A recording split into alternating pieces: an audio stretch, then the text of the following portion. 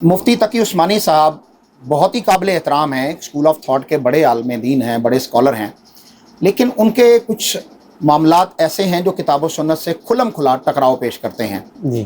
तो मेरे कुछ 1.5 साल पहले तकरीबन एक पॉडकास्ट हुआ, उसमें एक एंकर ने मुझसे मुख्तलिफ उलमा के मुतालिक इन शॉर्ट जो है वो पूछा।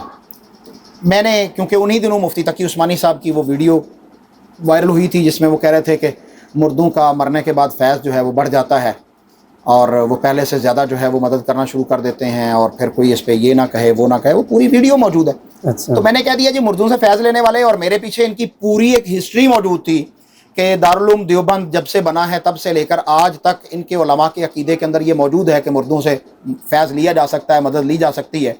और अशरफ अली थानवी साहब जो हकीमुल उम्मत हैं वो कहते हैं कि मैंने जो है वो अपने पीर, अपने मुर्शद, उनके मरने के बाद उनकी कब्र से वही फैज़ हासिल किया जो उनकी ज़ाहिरी ज़िंदगी में मुझे मिलता था। अच्छा। अब ये अल्फाज अगर हकीमुल उम्मत ने ना लिखे हों तो अब्दुल क़य्यूम की सज़ा वो सज़ा जो फ़िक़्ह हनफी में चोर की सज़ा है।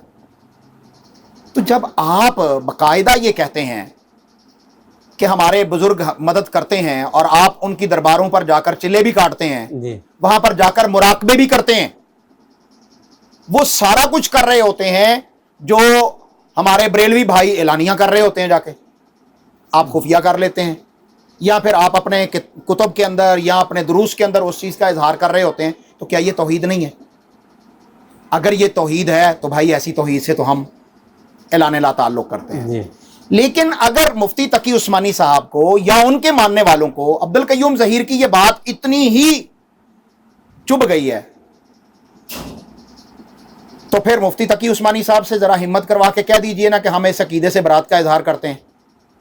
मैं मुफ्ती साहब को मिलने के लिए उनके दर अक़दस पर हाज़िर हो जाऊँगा, मैं उनको सलाम पेश करूँगा।